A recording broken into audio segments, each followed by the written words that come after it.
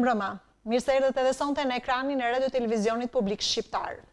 Mirë se erdhët në ekranin e Radio Televizionit të Korçës. Ai është një gazetar dhe analist i njohur i shtypit periodik dhe i mediave për një kohë të gjatë. Ka punuar për një kohë të gjatë si këshilltar dhe të paktën sezonin që sapo u mbyll përfundoi një format televiziv, moderoi një format televiziv shumë të ndjekur. Çdo të hënë dhe të premte ne kemi ndjekur një Shqipëri, por jo vetëm, edhe podcastin e tij të njohur. Kam kënaqësinë që të kem për herë të parë në një intervistë gazetarin e njohur Mentor Nazarko. Zoti Nazarko, mirë se erdhe. Përshëndetje, kënaqësi.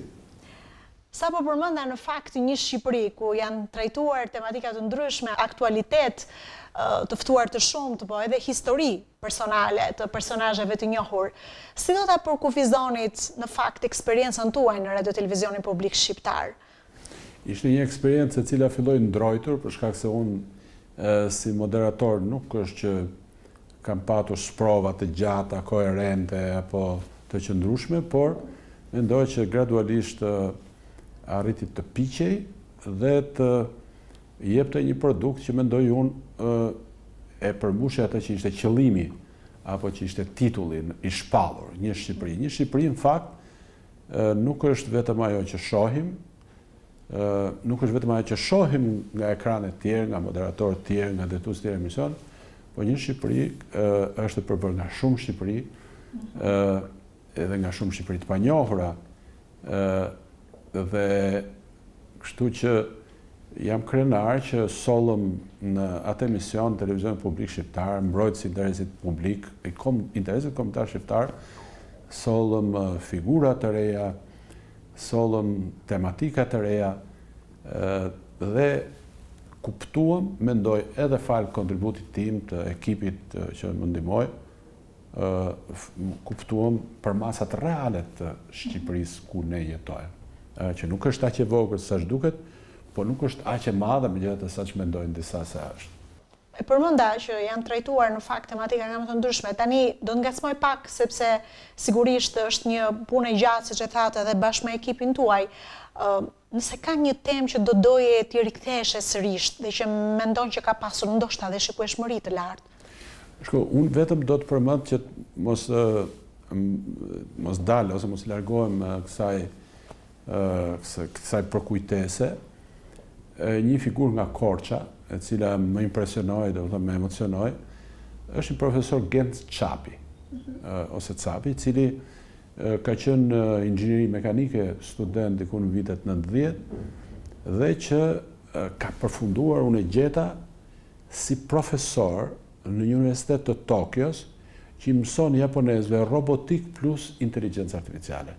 Pra imagjino se ku ka shkuar individi shqiptar, edhe një njeri i cili ishte plot nostalgji, plot dashuri, do të thënë për vendlindjen. Dhe unë solla në atë emision një fluks figurash tilla që kanë arritur maja të shkencës, por dhe duan vendin edhe kombin e tyre.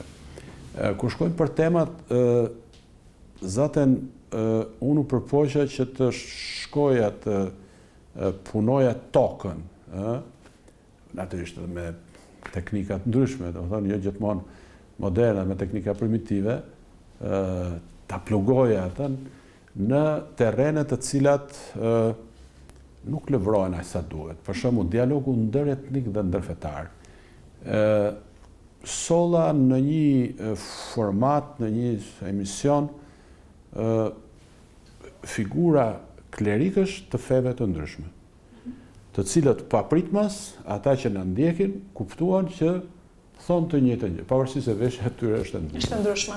Pra, i kontribuova asaj që në fakt është arritje e madhe e kombit shqiptar dhe që gjendet rëndom në Korçë, që është pajtimi ndërfetar.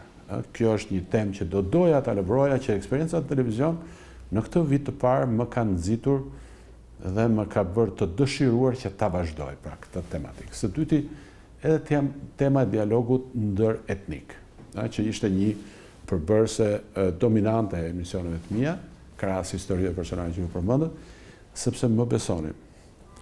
Ne përjetojmë një kohë kur kombi shqiptar është duke u fuqizuar shumë ndërkombëtarisht.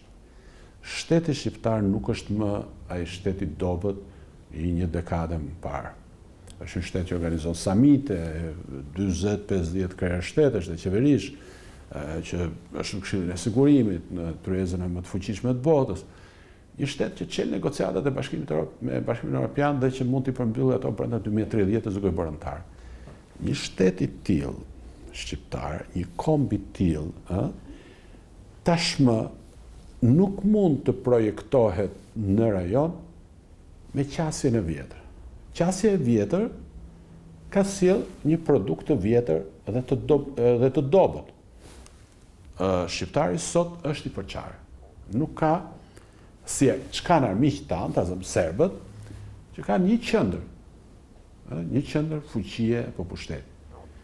Ne duhet ta kemi. Tirana duhet të shndrohet një qendër e tillë, harmonizuese, sintonizuese, e projektuar në rajon në mënyrë konstruktive, jo destruktive, duke luajtur me kartën e pajtimit.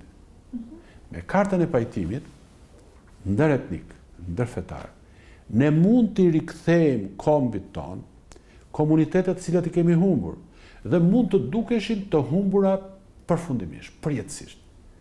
Për shembull, shqiptarët ortodoks. A e dini se sa shqiptarë ortodoks kanë në Maqedoni?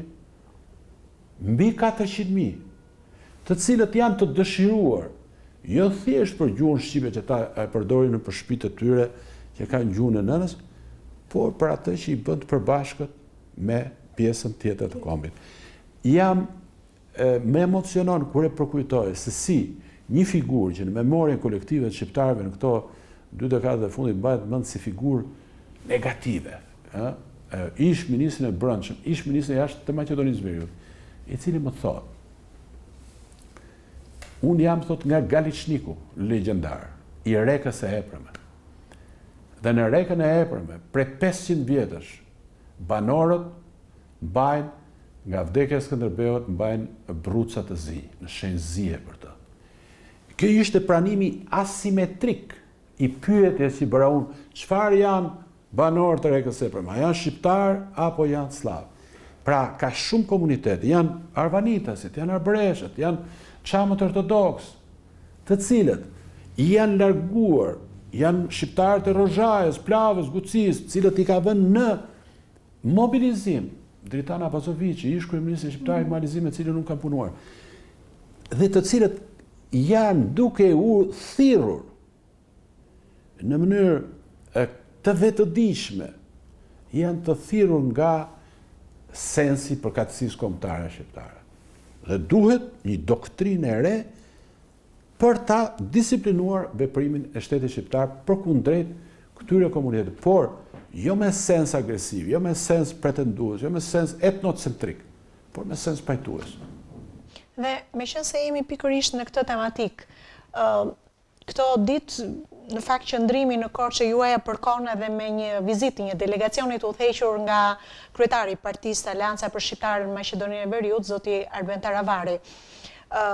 Zoti Nazarko, si mendoni, çfarë rëndësie ose çfarë pozicioni ka Korça në raport me Republikën e Maqedonisë së Veriut? Shikoni, kam kuptuar në këto 15 vjet e fundit që endem në rajon si konsulent, se ne shqiptarë, dhe prandaj e përmend atë konceptin e nuk jemi të vetëdijshëm për përmasën tonë. Ose mendojmë që jemi shumë të mëdhenj ose sillemi si të vegjël. Ne jemi shumë të vegjël që të injorojmë se çfarë ndodh përtej kufirit me bashkëkombasit tanë, Maqedoninë, Martëzi, dhe për t'ju sjellë një shembull, kur Dritana Abazovici u zgjodh kryeministër në Martëzi, në sallën e parlamentit në Cetinje kishte vetëm një kamerë të televizionit shqiptar, Klan Kosova. Shqiptarët e trajtuan me snobizëm, 100 kilometra larg nga Tirana. Me këtë duhet të them që ne nuk mund të sillemi, sikur territori i Shqipërisë londineze është shumë i madh dhe ne s'kemi kohë, s'kemi me u marrë. Pra në këtë kuptim ne duhet merremi me shqiptarët e Maqedonisë. Ne duhet merremi me Maqedoninë. Maqedonia është një shtet me rëndësi strategjike të jashtëzakonshme, në të cilin shqiptarët de jure janë 30%, por de facto janë shumë. Po të llogarisim për çmimin me cilën shihen për ekstremistëve islamik shqiptarët ortodoks. Shkijet, i thonë.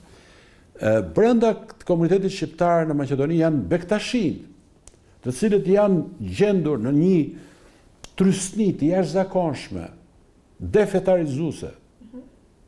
Jo vetëm nga pushteti Maqedonas apo Slav, Jugoslav, por edhe nga vetë shqiptarët, nga rrymat ekstremistë fetar. Dhe ne i kemi ignoruar ata. Nuk po them, nuk po lançojnë nuk po shpall ndonjë doktrinë e cila synon që të pushtojnë në një territor. Jo.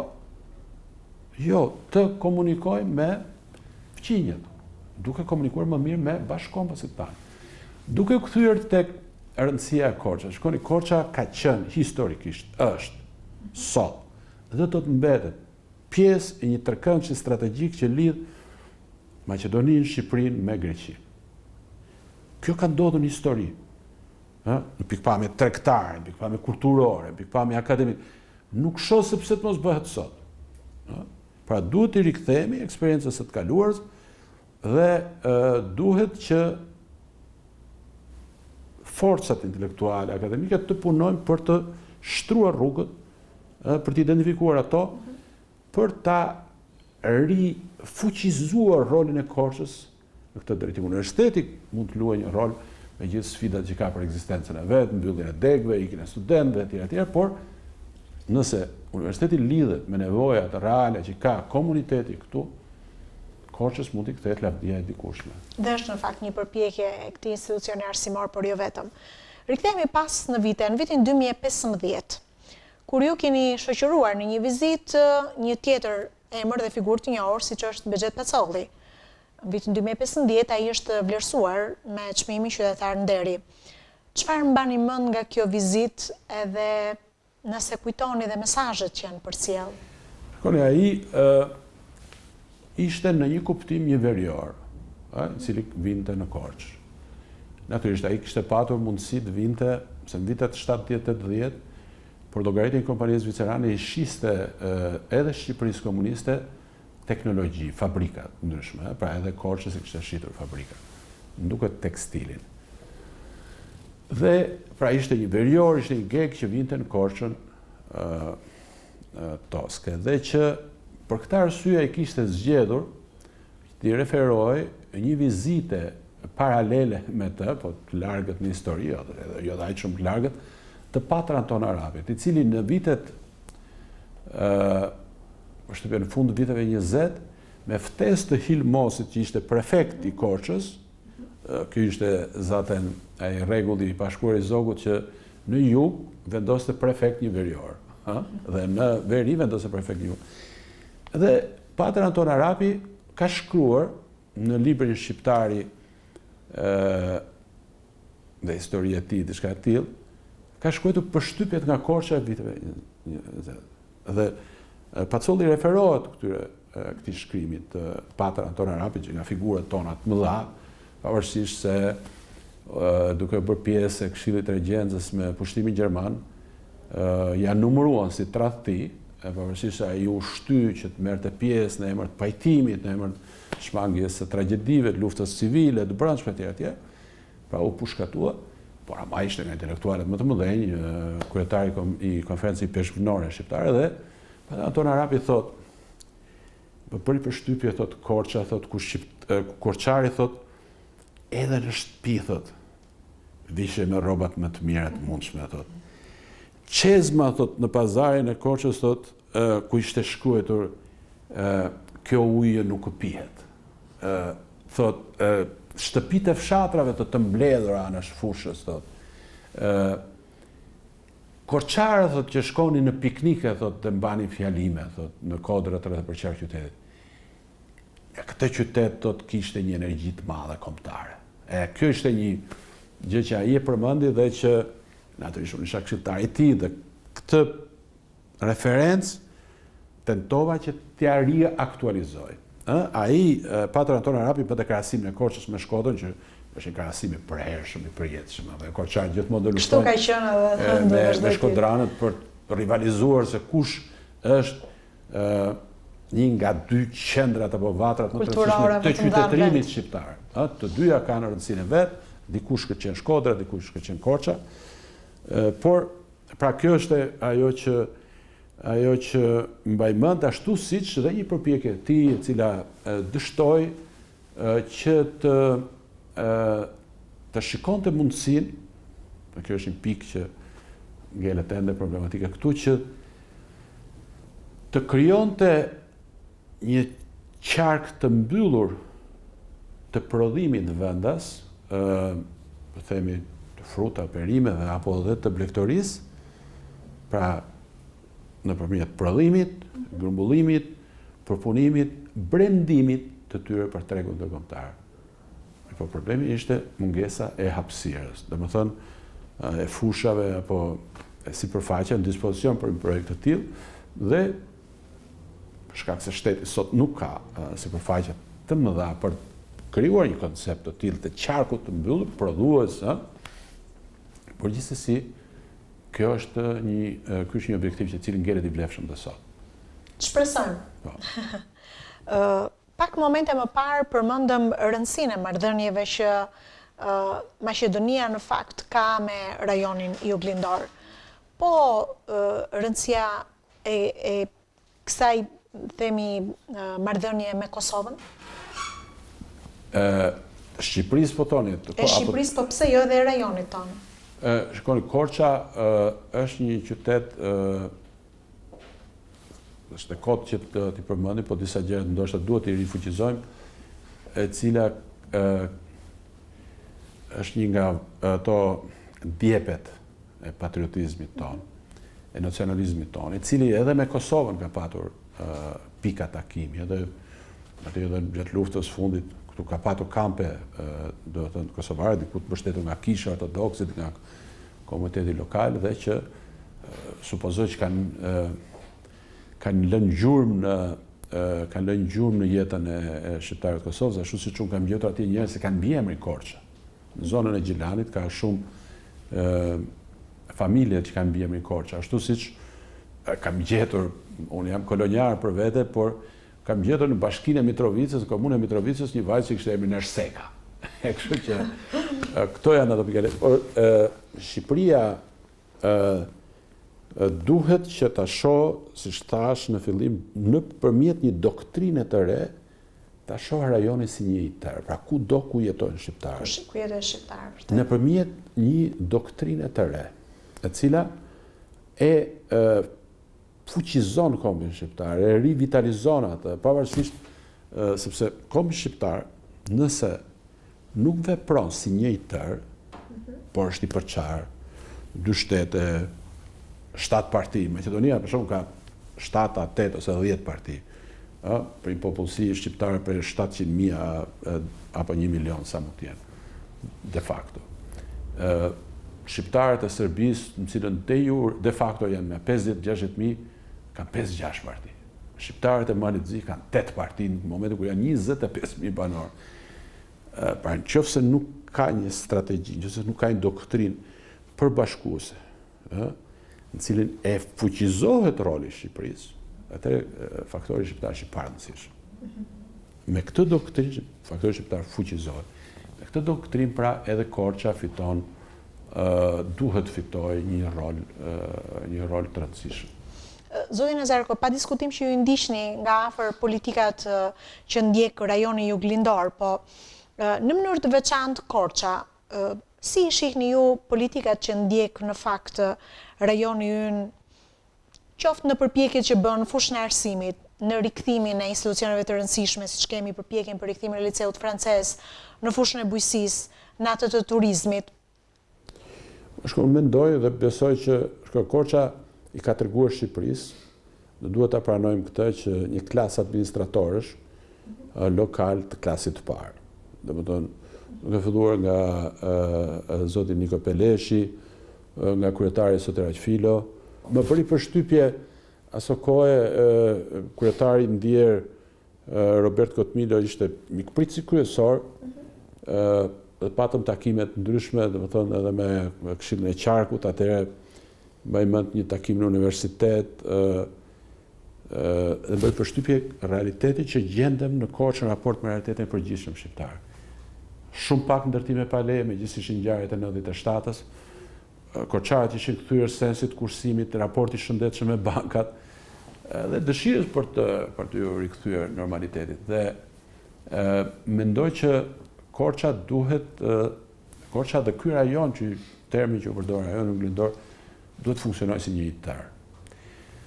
Në disa aspekte, fakti që kemi një parti, e cila përqeveris për një kohë të gjatë në nivel qendror dhe në nivel lokal, në disa aspekte është shumë negativ, sepse i pamundson individëve, grupimeve, grupeve të interese pra që të afirmohen, pra i lë ata në margjina,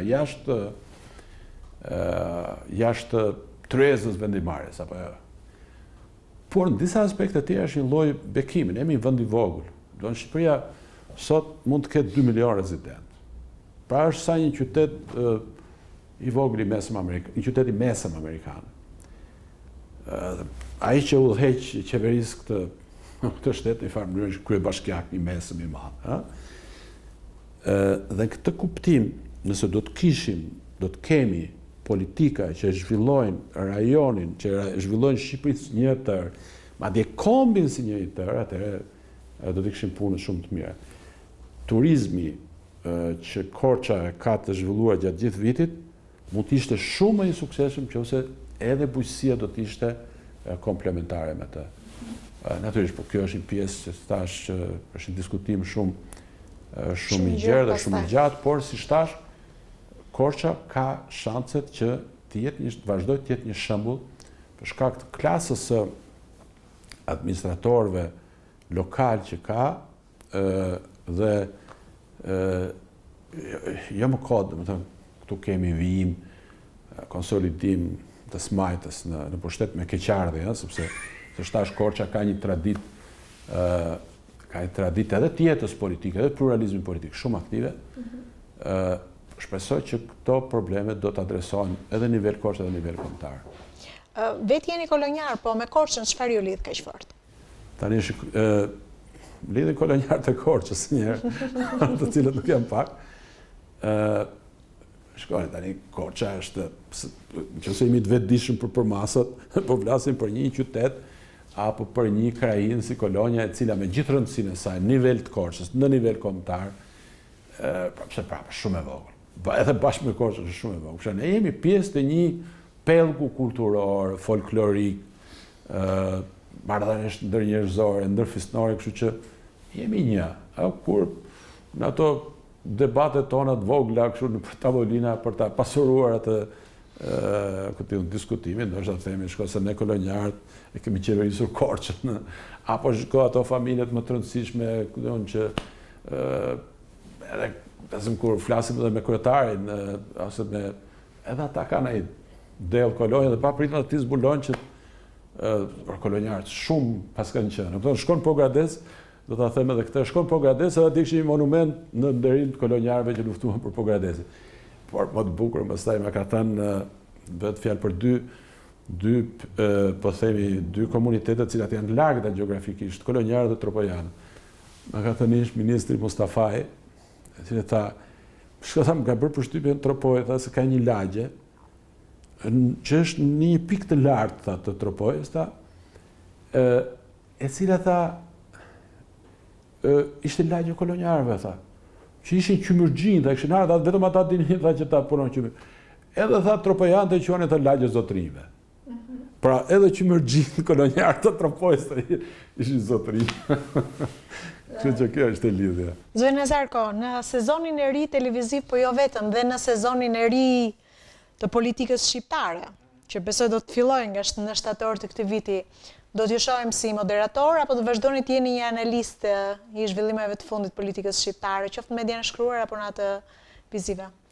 Është një shprehje që e përdor populli, që e përdor një brez pak më vjetër, sa të kem këmbë dhe dorë, sa të kem edhe mendjen, pse të mos jem në dy, edhe. Dhe më thënë, thelbi është ajo shtëpiza që nisa me ngrit nëpërmjet emisionit, po edhe nëpërmjet podcastit i cili pati në atë platformë që është Radio Televizion Shqiptar, ne i dim limitet, po ne i dim dhe potencialitetet, arriti të krijonte shumë shikueshmëri, të lartë për tash në terma indikatorësh për Radio Televizion Shqiptar, pse të mos vazhdoj dhe të rritet.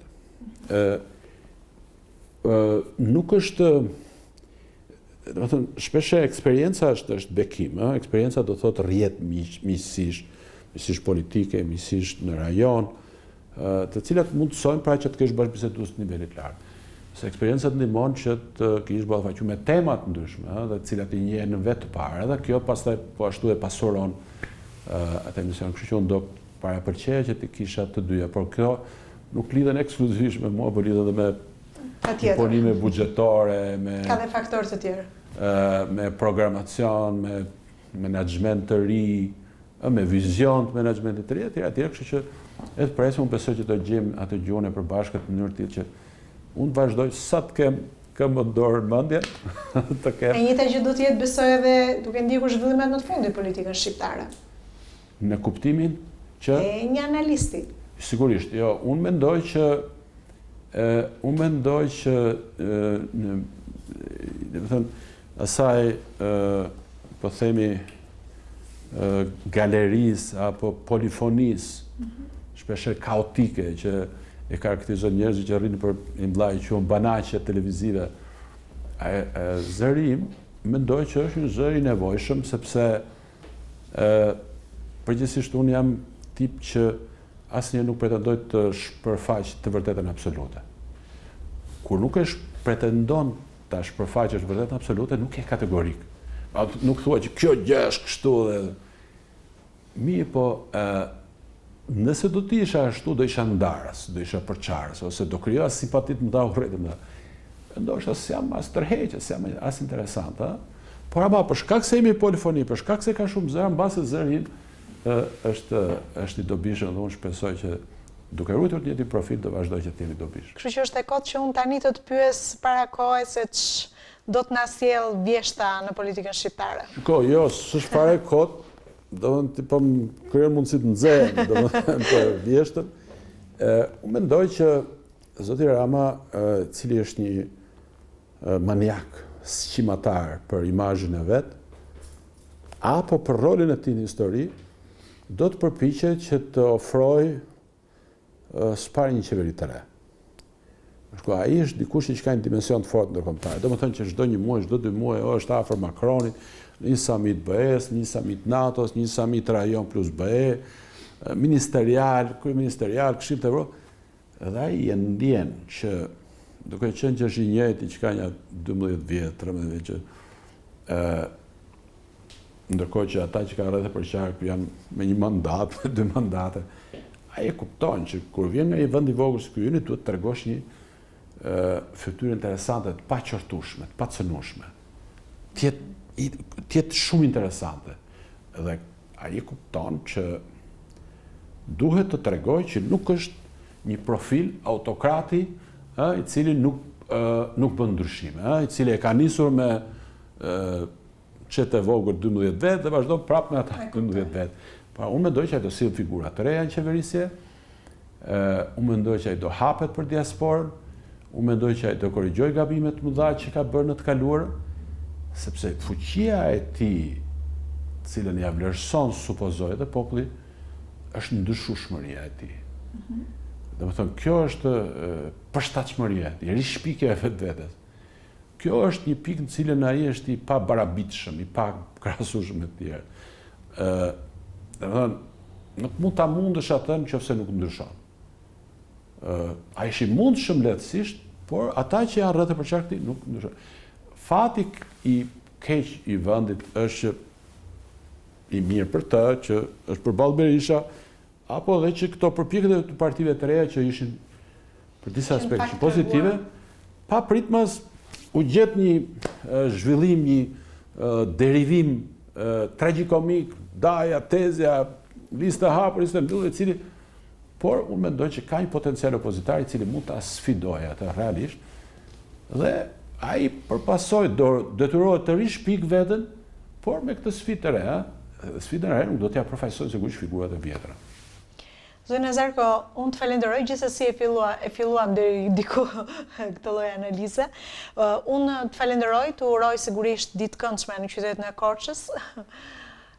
Dhe ju mirëpresim Gjithmonë në ekranin tonë. Edhe unë falenderoj, është kënaqësi që vazhdoni ta bani të ndezur flakën e radio televizionit të Korçës, pavarësisht atyre kufizime dhe ngushticës financiare apo buxhetore etj, po besoj që do gjenden forma, mënyra etj që ta motivoj ekipin tuaj simpatik, dinjitoz apo jo që të prodhoj, domethënë sepse interesit kombëtar i shërbehet nëpërmjet televizionit publik, edhe nëpërmjet një vate siç është televizioni Kosha, në një vend që në një pellg, në një rajon si ky që emtojnë, e pretendojnë apo e kështu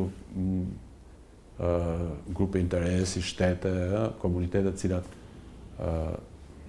domethënë nuk janë gjithmonë, nuk sjellin gjithmonë frymëra të mira. Kështu që unë shpresoj që do vim kohëra të tjera dhe më të mira. Faleminderit shumë për prezencën tuaj. Kënaqësi. Ishim në një intervistë me gazetarin dhe analistin e njohur Mentor Nazarko. Unë ju falenderoj që edhe sonte qëndruat me ne. Natën e mirë.